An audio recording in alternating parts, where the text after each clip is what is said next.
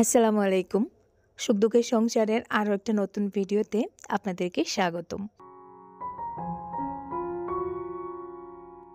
দেশ এবং দেশের বাইরের যে যেখান থেকে আমার ভিডিওটি দেখছেন, আশা করি আল্লাহর রহমতে আপনারা সবাই ভালো আছেন। আমরাও আলহামদুলিল্লাহ ভালো আছি।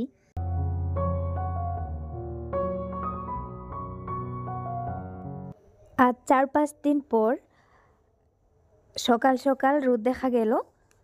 আজকে একটু তাড়াতাড়ি রোদ উঠেছে। এখন বাজে সকাল 8টার দিকে আজকে রোদ চলে এসেছে।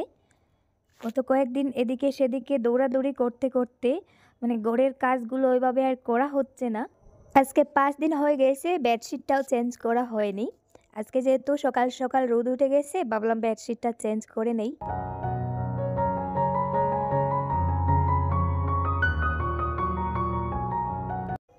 এই বেডশিটটা একেবারে নতুন, এটা আরিয়ানের বাবা কিনেছেন। বেডশিটটা আপনাদের কাছে কেমন লাগছে অবশ্যই কমেন্টসে জানাবেন। উনি নিজেই পছন্দ করে এটা এনেছেন।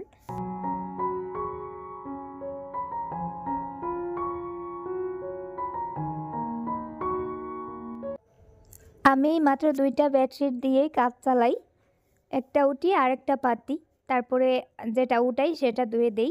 ওইভাবে আর কি আমি 2টা বেডশিট রাফ ইউজ করি আমার ওই খাটটার জন্য।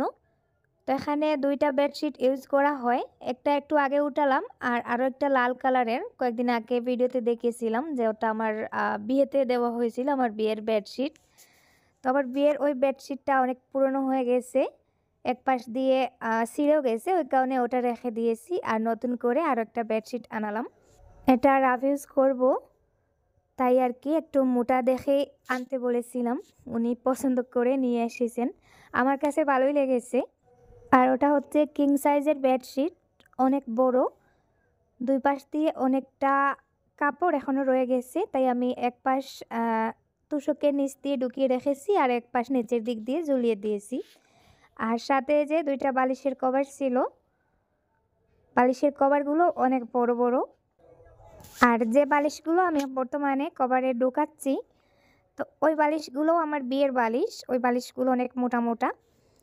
তো ওই বালিশগুলোর সাথেই এই কভারগুলো বেশি মানাবে, তাই ওগুলোই এই কভারগুলোতে ঢুকিয়ে নিচ্ছি।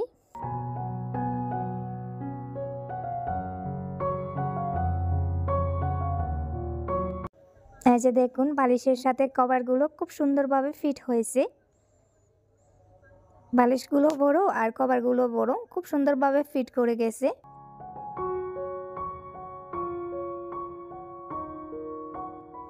বেডরুমের পুরো লুকটাই চেঞ্জ করে দিতে পারে একটা নতুন বেডশিট।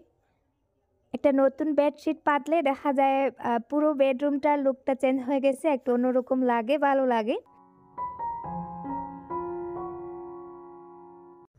তো যাই হোক, আমি কাজ করি, আপনারা দেখতে থাকুন। আর রিকোয়েস্ট করব পুরো ভিডিও জুড়ে আপনারা আমার সাথে থাকবেন, আমাকে একা ফেলে রেখে কিন্তু কেউ চলে যাবেন না। ভিডিও শেষ অবধি দেখতে থাকুন, আশা করি আজকের ভিডিওটা আপনাদের কাছে ভালো লাগবে।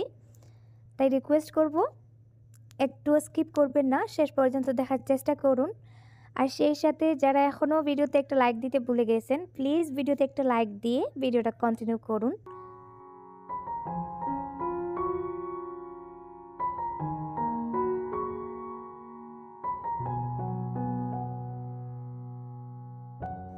সিঙ্কে এক গাদা এঁটো বাসন পড়ে আছে।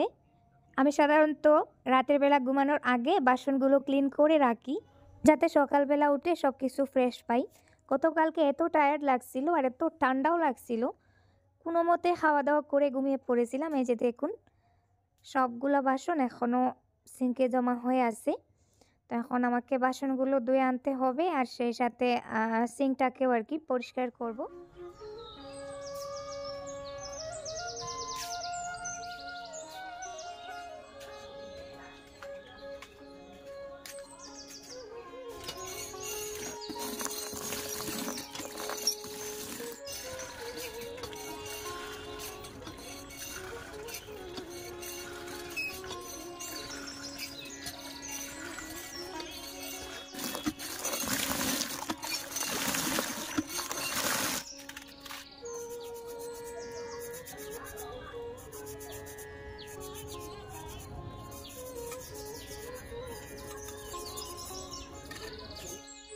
বাসন ধোয়ার সুবিধার্থে আমি এই বড় গামলাটা কিনেছি। তো এটাতে প্রথমে একবার পানি নেব, ভিম জেল দিয়ে বাসনগুলো একবার মেজে এটাতে একটু ডুবিয়ে আর কি ময়লাটা ওই পানিতে ফেলে দেব, তারপরে আবার নতুন পানি দিয়ে আবার ভালো করে ধুয়ে নেব।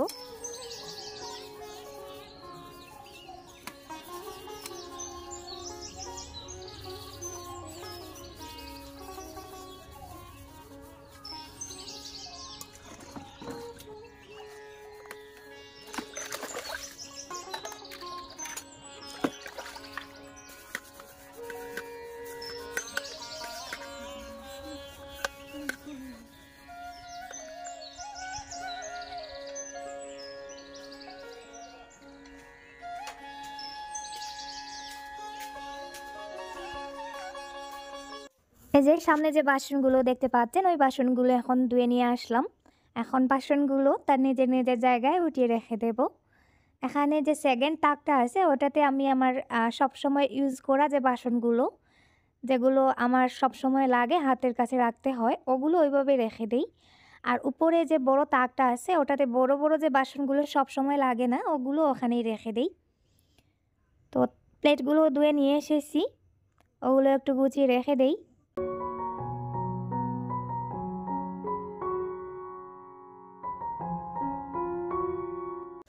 আজকের ভিডিওতে অনেক কিছু থাকবে, অনেকটা টপিক আমি অ্যাড করেছি, সেজন্য রিকোয়েস্ট করব ভিডিওটা শেষ অবধি দেখার চেষ্টা করুন। সামনের দিক থেকে যদি চলে যান তাহলে শেষের দিকে ভালো ভালো অংশগুলো মিস করবেন।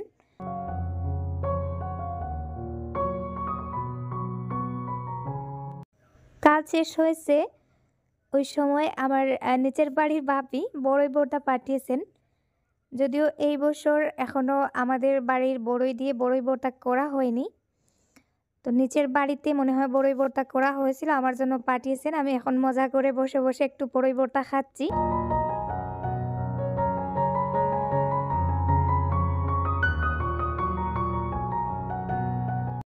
দুপুরের দিকে আমার বড় বোন আমার বাসায় এসেছেন, এই যে। তো বড় বোন আসার পরে মাকে ফোন করে আসার জন্য বলেছেন।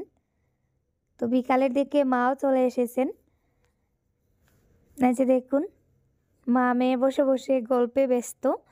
মানে আমার বড় বোন সব সময় আসতে পারেন না, এখন ওনার দুই ছেলের আর কি স্কুল বন্ধ ছিল, তো ওই কারণে ওরা কান্না করতেছে আমাদের বাসায় আসবে, তো ওদেরকে নিয়ে এলেন। এই যে দেখুন ওনার দুই ছেলে। তো উনি বেশি একটা কোথাও যেতে পারেন না, তবে আমার বাসায় মাঝে মধ্যে আসেন, যেহেতু ওনার ছেলেরা আমার বাসায় আসতে পছন্দ করে। আমার বাসাটা একা নিরিবিলি, ওই জন্য নাকি ওরা আমাদের বাসায় আসতে পছন্দ করে। তো উনি আসার সময় একটা বিড়াল নিয়ে এসেছেন, মানে উনার বিড়াল, ওর নাম পুষি। এই যে দেখুন এত শান্ত একটা বিড়াল, কি বলবো। আমার বিড়ালটা কিন্তু অনেক দুষ্টু, তো যেভাবেই রাখা হয় সেভাবেই এই যে বসে থাকে। আর আদর করো বললে নাক দিয়ে নাকে ঘষা দেয়, নাকে ঘষা দিয়ে আদর করে, মানে কথা বুঝতে পারে। এই যে দেখুন এত মিষ্টি একটা বিড়াল, কি বলবো।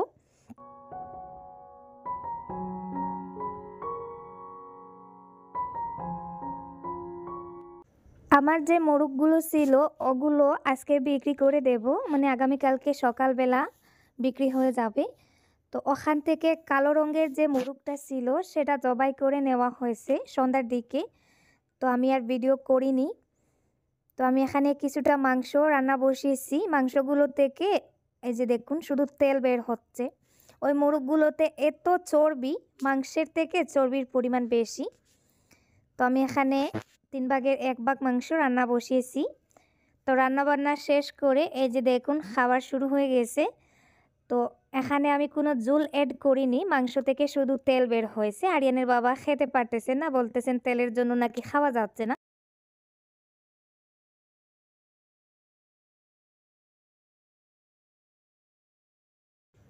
রাতের বেলা হঠাৎ খবর পেলাম আমার এক বোন, মানে আমার বড় খালার মেয়ে, ওনার একমাত্র মেয়ে, আমাদেরকে অনেক আদর করতেন। আমার বড় বোন মানে শারমিন ভিলেজ লাইফস্টাইলের যে আপু, ওই আপুর আর কি ফ্রেন্ড ছিল। মানে খালার গোড়ের বোন, খালার গোড়ের বোনের তো একটা ফ্রেন্ডশিপ থাকে। তো বিয়ের আগে ওরা দুজন ফ্রেন্ডস ছিল, তো ওরও বিয়ে হয়ে গেছে। 3টা ছেলে মেয়ে আর এখন আরও একটা মেয়ে সিজারে হয়েছে। তো ওর অবস্থা খুবই খারাপ, বর্তমানে আইসিইউতে আর কি অ্যাডমিট করা হয়েছে।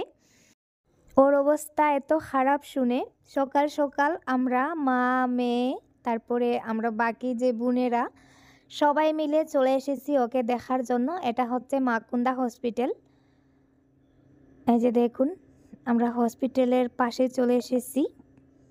এই হসপিটালটা পাহাড়ের উপরে, খুব সুন্দর পরিষ্কার একটা হসপিটাল। এই যে নাম লেখা দেখুন, Makunda Christian Leprosy and General Hospital. তো আমরা এখন ভেতরের গেটের সামনে আর কি এসে দাঁড়িয়ে আছি।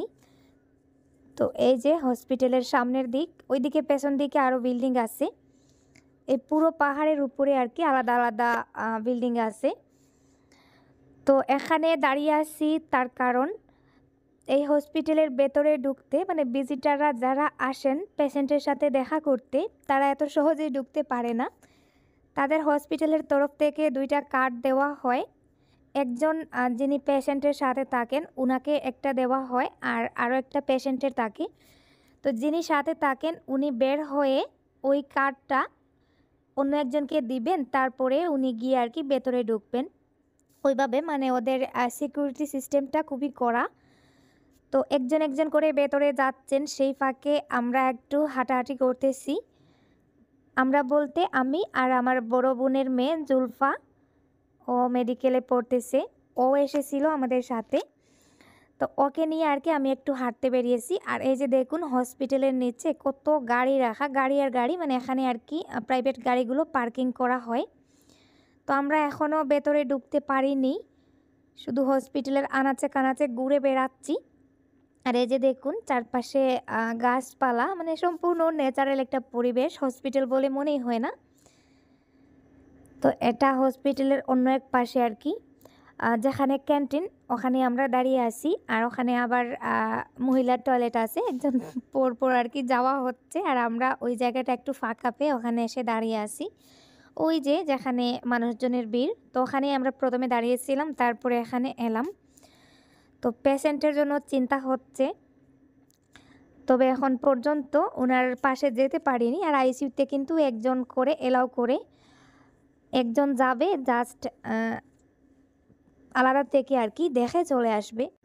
আর আমরা যেহেতু অনেকজন চলে এসেছি, তাই একজন যাচ্ছেন, একজন গিয়ে দেখে তারপরে এসে কার্ডটা আরেকজনকে দিচ্ছেন, উনি যাচ্ছেন। ওই রকম করে আর কি যেতে যেতে অনেকটা সময় লাগতেছে। তো আমি আর আমার বোনজি আমরা বললাম পরে যাব। তো এখানে দাঁড়িয়ে দাঁড়িয়ে আর কি হসপিটালটা একটু দেখতেছি। তো আমার আশেপাশের ভিউয়ার্স যারা, তারা অবশ্যই এই হসপিটালটা চিনেন। পেশেন্টের অবস্থা খুবই খারাপ, আইসিইউতে ভর্তি। তো 4 ব্যাগ রক্ত আর কি দিতে হয়েছে। তো রক্তটাও লোনে নেওয়া হয়েছে। আমাদের ওইদিকের হসপিটালগুলোতে এখন রক্ত কিনতে পাওয়া যায় না, রক্ত লোন হিসাবে নিবে, তারপরে আবার পেশেন্টকে সারিয়ে নিয়ে যাওয়ার আগে আপনজনেরা সেই রক্ত আবার ফিরিয়ে দিতে হবে। রক্ত কিনতে পাওয়া যায় না, এটা এখন নতুন একটা সিস্টেম। তো ওইভাবেই আর কি রক্ত নেওয়া হয়েছে। তো ফাইনালি আমরা উপরে চলে এসেছি। উপরে এসে আমিও মানে ওনাকে দেখে চলে এসেছি। তো আমি ওনার কোনো ভিডিও করিনি, আর এখানে ভিডিও করা সম্পূর্ণ নিষেধ। এই যে দেখুন সামনেও কিন্তু দেওয়া আছে অনুমতি ছাড়া ফটোগ্রাফি বা ফটো তোলা ভিডিও করা নিষেধ। তারপরেও আমি আর কি এই বাইরের দৃশ্যগুলো একটু ভিডিও করেছি, হসপিটালের ভেতরের কোনো কিছু ভিডিও করিনি। তো আমার বোনের অবস্থা খুবই খারাপ, সবাই দোয়া করবেন ওনার জন্য। তো এখানে রক্ত নিয়ে একটা সমস্যা হচ্ছে, ওনাকে যেহেতু 4 প্যাকেট রক্ত দেওয়া হয়েছে, তো এখন ওই রক্তটা আবার ফেরত দিতে হবে, মানে আপনজনেরা ওই রক্তটা আবার শোধ করে তারপরে পেশেন্টকে সারিয়ে নিয়ে যেতে হবে। তো এখানে পেশেন্টের অবস্থা খারাপ, আজকে ডাক্তার বলে দিয়েছেন, মানে আমি যে আজকে ভিডিওতে ভয়েস দিচ্ছি, গতকালকে গিয়েছিলাম। তো আজকে আবার ডাক্তাররা বলে দিয়েছেন পেশেন্টকে এখান থেকে শিলচর মেডিকেল কলেজে রেফার দিতে হবে, মানে পেশেন্টের অবস্থা আরও বেশি খারাপ হয়ে গিয়েছে। তো ওদের রক্তটা ফিরিয়ে দিতে এখন মানে রক্ত পাওয়া যাচ্ছে না। ওর মা অসুস্থ, উনিও হার্টের পেশেন্ট, তারপরে ওর বাইয়েরও মানে রক্তের লেভেলটা একেবারে কম, ওই কারণে আর কি রক্ত দেওয়া যাচ্ছে না। তো জানি না এখন চারদিকে পাগলের মতন রক্ত খোঁজা হচ্ছে। তাদের ওই 4 প্যাকেট রক্ত ফিরিয়ে দিয়ে তারপরে পেশেন্টকে নিতে হবে, ওরা কিন্তু পেশেন্টকে নিতে দিচ্ছে না। তো পাগলের মতন রক্ত খোঁজা হচ্ছে। তো আমার মনে হচ্ছে আমি রক্ত দিয়ে দিতাম যতটা সম্ভব। তো আমার কিন্তু ব্লাড অনেক কম। আপনাদেরকে আমি আগের ভিডিওতে বলেছি যে আমি যখন ডাক্তারের কাছে যাই ডাক্তাররা আমাকে রক্তের ইনজেকশন দেন। সবসময় হিমোগ্লোবিনের মাত্রাটা মানে নর্মাল থেকে আরও অনেকটা নিচে থাকে। তো যাই হোক, জানি না কবে রক্ত পাওয়া যাবে আর কবে ওরা এখান থেকে পেশেন্টকে রেফার করবে। তবে ওর ভাইরা চেষ্টা করছেন ব্ল্যাকে রক্ত কেনার, জানি না পাবেন কি না। তো যাই হোক, আমরা হাঁটতে হাঁটতে যে এদিকে ক্যান্টিনের ওদিকে চলে এসেছি। আর সম্পূর্ণ এরিয়াটা দেখুন, দেখে হসপিটাল মনে হচ্ছে না, মনে হচ্ছে এখানে কারো বাড়ি। মানে পরিবেশটা একেবারে শান্তশিষ্ট, চারপাশে গাছপালা আর একেবারে পরিষ্কার একটা জায়গা। তো এখানে আবার পান খাওয়াও বারণ, কেউ যদি পান খায় তাহলে 500 টাকা ফাইন দিতে হবে। তো এই যে দেখুন, এদিকে একটা রাস্তা গেছে, আমি ভাবলাম সামনে হয়তো একটা বাড়ি আছে, কিন্তু রাস্তার দিকে এসে দেখি এটা বাড়ি না, এটা হসপিটালেরই আর কি কোনো একটা পার্ট। জানি না এখানে কি করা হয়।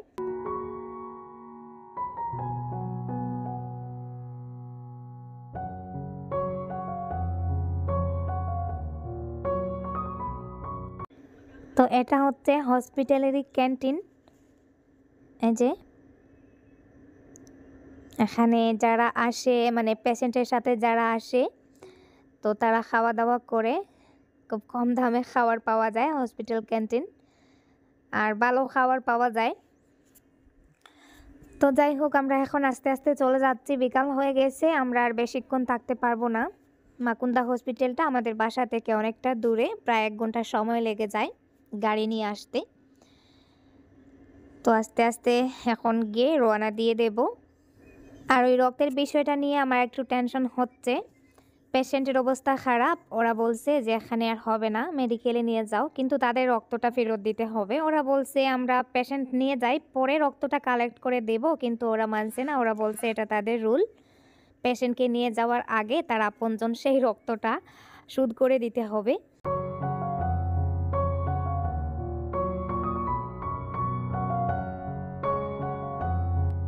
এটা হচ্ছে আজকে সকালের ভিডিও ফুটেজ। আমার মোরগগুলো বিক্রি করে দেব, তাই বিক্রি করার আগে মানে যিনি কিনবেন তিনি মোরগগুলো নিতে এসেছেন, সেই ফাঁকে আমি আমার মোরগগুলোকে দৌড়ে দৌড়ে একটু আদর করে দিচ্ছি। এই বাচ্চাগুলোকে আমার হাতের তলায় নিয়ে আদর করতাম, বড় করেছি আমি, আর আজকে সেই মোরগগুলো বিক্রি করে দেব। আমার এত কষ্ট লাগতেছে কি বলবো, বলার কোনো ভাষা পাচ্ছি না। আর এই যে দেখুন, মোরগটা হাতের মধ্যে কি সুন্দর বসে আছে। তো কোনো উপায় নেই, মোরগগুলো বিক্রি করে দিতেই হবে। ওরা এখন খাবার দাবার ছেড়ে দিচ্ছে, আর এত ঠান্ডা পড়েছে ওরা খাবার খেতেও চায় না। আর গতকালকে একটা মোরগ জবাই করে আমি বুঝে গেছি যে মোরগগুলো বেশি দিন টিকবে না, কারণ ওদের শরীরে যা পরিমাণ চর্বি হয়েছে ওই চর্বির কারণে সমস্যা হতে পারে। তো শেষমেশ মোরগগুলোকে আর কি একটু আদর করে দিচ্ছি। মোরগগুলো দিতে ইচ্ছা করছে না, আমার বুকটা কেমন জানি মোচড় দিয়ে উঠতেছে। ছোটো ছোটো বাচ্চা, হাতের মুঠোয় করে ওদেরকে বড় করলাম, আজকে ওরা চলে যাবে, খারাপ লাগতেছে।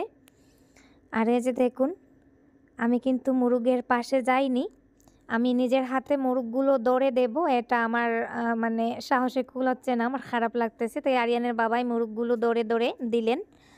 আর আমার এত আদরের মোরগগুলোকে উনি কত কষ্ট দিচ্ছেন, এই যে দেখুন বস্তার ভেতরে ঢুকিয়ে নিচ্ছেন, আমার চোখের পানি চলে আসতেছে। কি করব, করার কিছু নেই। তো উনি মোরগগুলো বস্তায় ভরে তারপরে ওজন করবেন। আসলে আমার মনে হচ্ছে আমি হয়তো এই মোরগগুলোর জন্য হার্ট অ্যাটাক করে মারা যাব। আমার বুকের মধ্যে এত কষ্ট হচ্ছে, আমি আপনাদেরকে বলে বোঝাতে পারবো না। তারপরেও করার কিছু নেই, এতগুলো মোরগ তো আর খেতেও পারবো না। আর খেতে পারবো না বলতে আরেকটা কথা বলি, আমার কিন্তু আমার পালা ওই মোরগগুলোর মাংস খেতেও কষ্ট লাগে। গতকালকে যে মোরগটা জবাই করেছিলাম আমি কিন্তু 1 পিসও মাংস খাইনি, মাংসগুলো আমার গলা দিয়ে নামে না। আমি আসলে কোনো জিনিস যখন পালি সেগুলোকে আদর করতে করতে নিজের সন্তানের মতন মনে করি।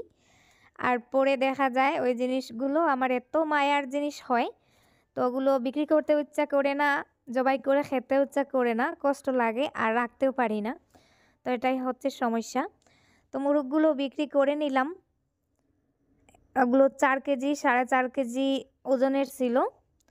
২৩০ টাকা করে বিক্রি করেছি অনেক কম দামে। কয়েকদিন আগে ২৫০ টাকা করে বিক্রি হয়েছে। এখন অনেকটা কম দামে মুরগগুলো বিক্রি করলাম।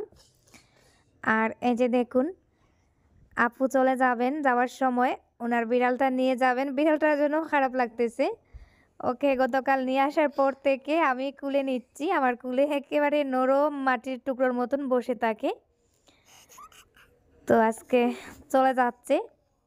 এই যে দেখুন গাড়িও চলে এসেছে। আর আরিয়ান এই বিড়ালটাকে দিতে চাচ্ছে না। ও বলছে ওকে রেখে দেবে।